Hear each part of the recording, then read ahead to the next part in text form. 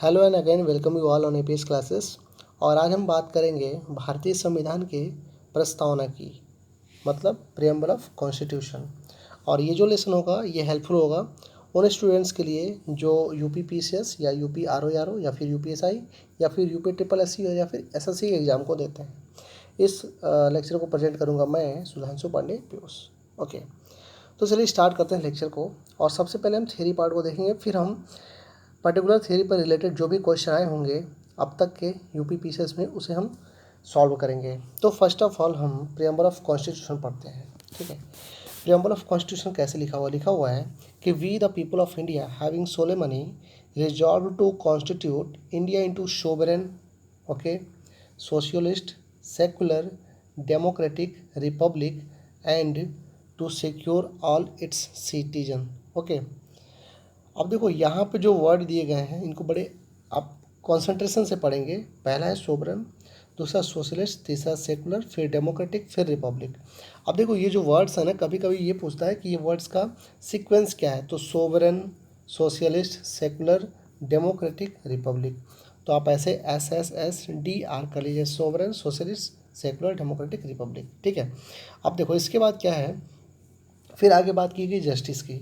तो जस्टिस जो है social, economic and political, 3 type के जस्टिस की बात की गई। क्वेश्चन यहाँ से भी बने हुए हैं। ठीक है, कि आपके संविधान के प्रस्तावना में, मतलब कि इन the preamble of constitution how many type of justice mentioned. Okay, तो आपके पास 3 टाइप ऑफ जस्टिस मेंशन है। अभी इसमें क्वेश्चन लोग आगे देखेंगे कि क्वेश्चन कैसे कैसे बने हैं। पहला सोशल जस्टिस है, दूसरा इकोनॉमिकल है, तीसरा पॉलिटिकल है। फिर आगे हम बात करेंगे क्या, लिबर्टी की। तो देखो यहाँ पे लिबर्टी क्या है, लिबर्टी ऑफ थॉट है, एक्सप्रेशन है, बिलीफ है, फेथ है एंड वर्शिप है। इसका इक्वलिटी क्या है, equality of status and opportunity and to promote among all of them. फिर आगे क्या है, फर्टर्निटी है, फर्टर्निटी मीन्स भाईचारा। ठीक है, assuring the dignity of the individuals and unity and integrity of the nation. Okay, अभी यहाँ पे फिर नीचे ये लिखा है कि इस कॉन्स्टिट्यूशन के प्रियम्बल को हमने जो है वो 26 नवंबर 1949 को एडॉप्ट किया, इनेक्ट किया। ठीक है, adopt, enact and give to ourselves this constitution. तो ये आपके जो है प्रियम्बल की लाइन है, ये संविधान के प्रस्तावना की लाइन है। ठीक है, अभी देखो इसमें कुछ और हम थोड़ी बातें करेंगे। तो अगर देखिए तो जो सबसे पहला कंट्री है जिसने कॉन्स्टिट्यूशन के प्रियम्बल को रखा अपने पास, वो है America. American constitution was the first to begin with preamble. Preamble उसके पास था। ठीक है, and the term preamble refers to introduction और प्रीफेस टू कॉन्स्टिट्यूशन। मतलब जो प्रियम्बल है, जो प्रस्तावना है, वो कॉन्स्टिट्यूशन यानी कि संविधान के इंट्रोडक्शन, ठीक है, इंट्रोडक्शन को बताता है।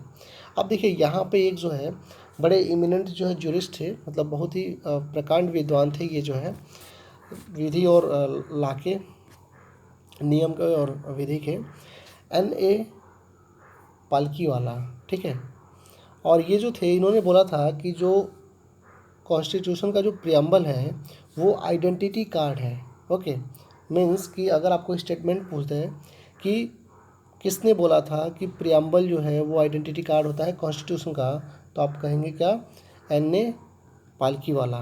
ओके, अब जो है नेक्स्ट जो पॉइंट है वो ये है कि the preamble of constitution is based on the objective resolution draft and moved by the Jawaharlal Nehru. ठीक है, ये पंडित जवाहरलाल नेहरू है। ठीक है, Jawaharlal Nehru, and adopted by the constituent assembly. अब देखिए जो प्रियम्बल है, अगर हम देखें तो इसकी जो भूमिका है, इसकी जो पृष्ठभूमि है, वो कहीं ना कहीं जो 1930 में पंडित जवाहरलाल नेहरू ने ऑब्जेक्टिव रेजोल्यूशन दिया था उसमें पाया गया है। ठीक है, वहीं से लिया गया है। ऐसा आप बोल सकते हैं कि प्रियम्बल ऑफ कॉन्स्टिट्यूशन जो है उसकी जो भूमिका है, जिसके जो बेसिक्स हैं, वो ऑब्जेक्टिव रेजोल्यूशन से उठाए गए हैं, जो कि पंडित जवाहरलाल नेहरू ने 1930 में जब पूर्ण स्वराज की बात हो रही थी उस समय जो इन्होंने बोला था। ठीक है, ये मॉडर्न इंडियन हिस्ट्री का पार्ट है।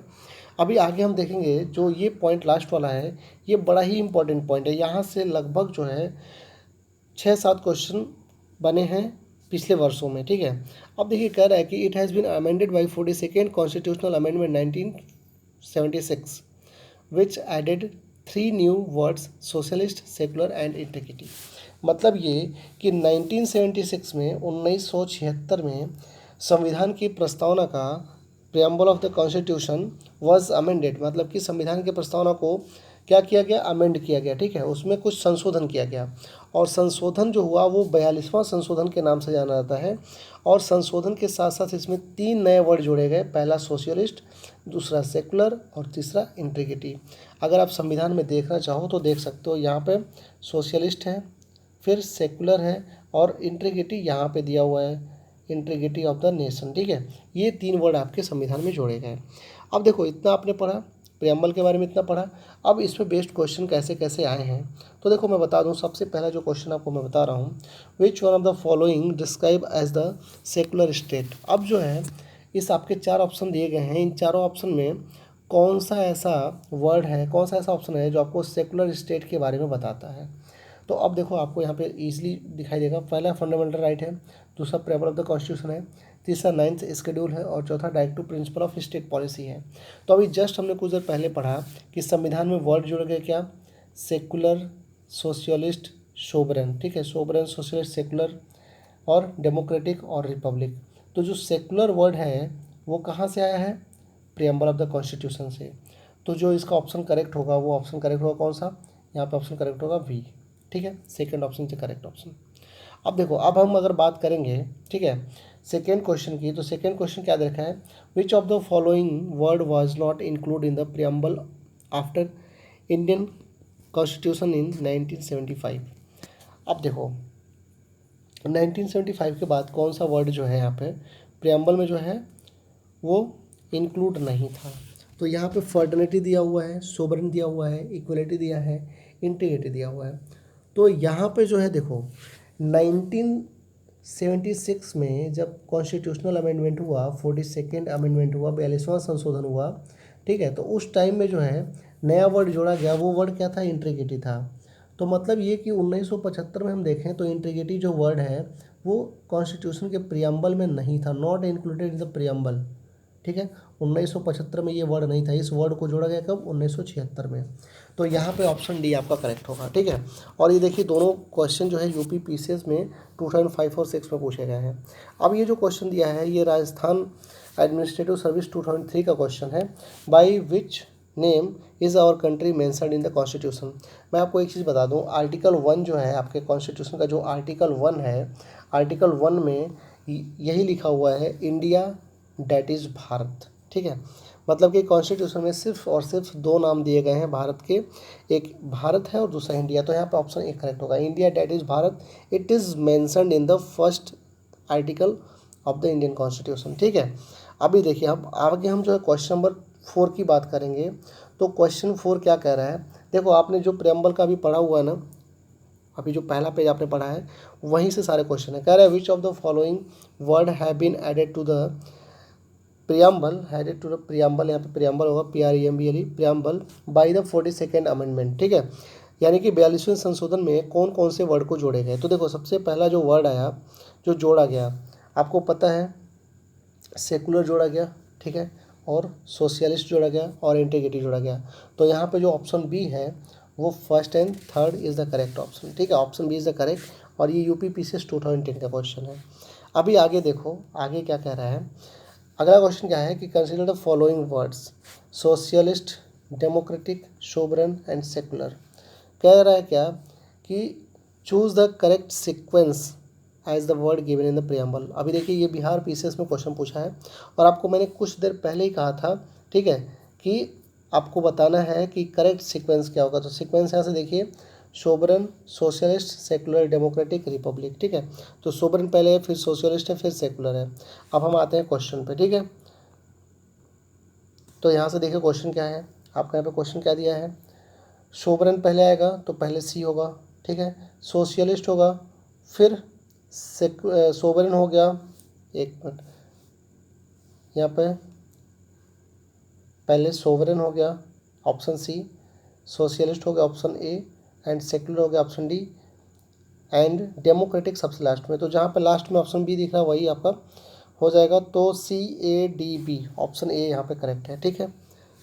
क्या क्वेश्चन में क्या दिया है, सोवरेन, सोशलिस्ट, सेकुलर, ठीक है। तो आप ऐसे देख सकते हो स्टार्टिंग से सोवरेन हो गया, ठीक है, यहाँ पे क्या हुआ, सोवरेन हो गया, सोशलिस्ट हो गया, सेकुलर हो गया। तो आपको यही ऑर्डर मेंटेन करना है, सोवरेन, सोशलिस्ट एंड सेकुलर, ठीक है। तो उम्मीद करते हैं कि ये क्वेश्चन आपको समझ में आ गया, सोवरेन, सोशलिस्ट एंड सेकुलर और फिर डेमोक्रेटिक, ठीक है। तो CADB ये जो ऑप्शन है यही करेक्ट है, तो CADB आपका करेक्ट ऑप्शन है।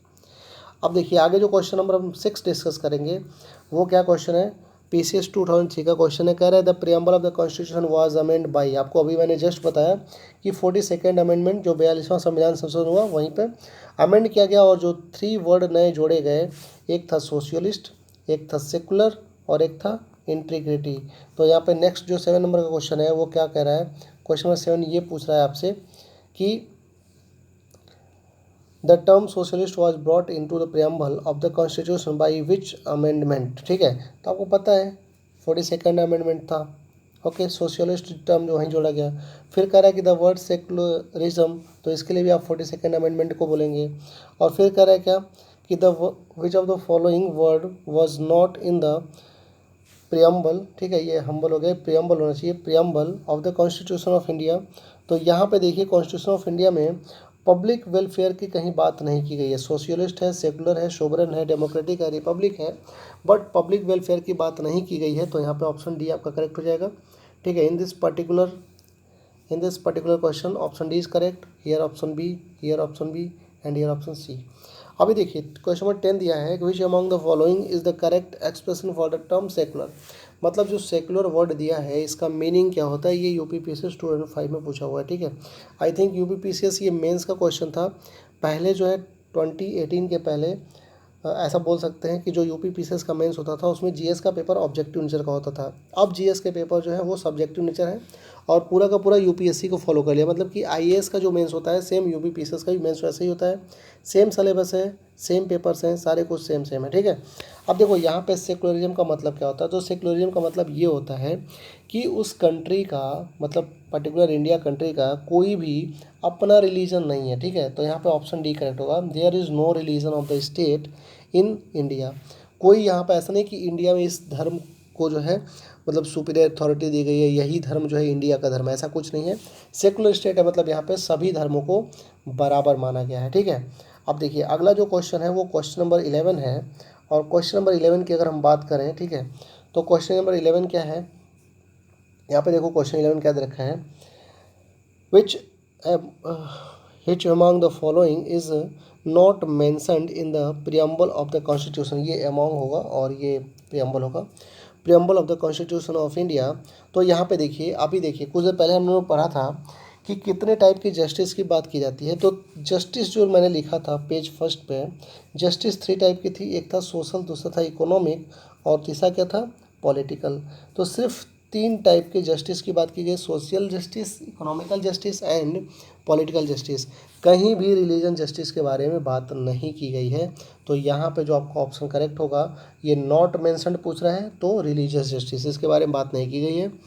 कॉन्स्टिट्यूशन के प्रियम्बल में सिर्फ बात की गई justice are of the 3 type, that is social justice, economical justice and political justice.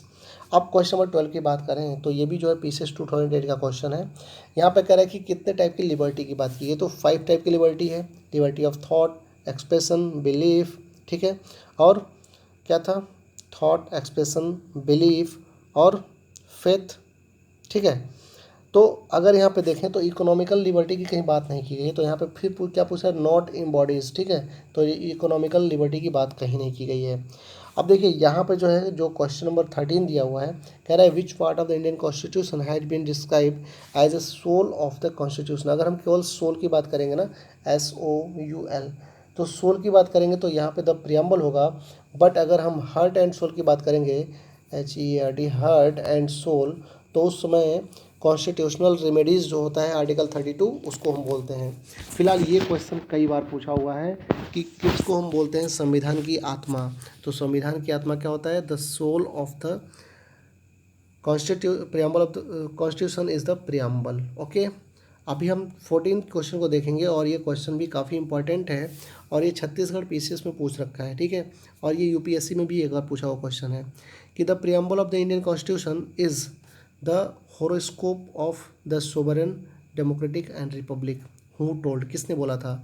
तो के एम मुंशी साहब थे, उन्होंने बोला था कि जो इंडियन कॉन्स्टिट्यूशन का प्रियम्बल है वो होरोस्कोप है, मतलब कि जन्म कुंडली है सोवरेन की, डेमोक्रेसी की, रिपब्लिक की। ठीक है, सोवरेन मीन्स होता है संप्रभु।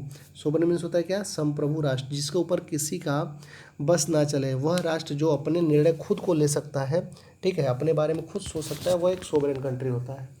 ठीक है, उसके बाद अगर हम बात करें डेमोक्रेटिक की, तो जहाँ पे कोई हेड जो है वो मोनार्च नहीं होता है, मतलब कि जहाँ पे हेरिडेटरी राजा महाराजा नहीं आते हैं, जहाँ पे चुनाव के द्वारा एक देश का प्रधान चुना जाता है, उसे हम डेमोक्रेटिक बोलते हैं।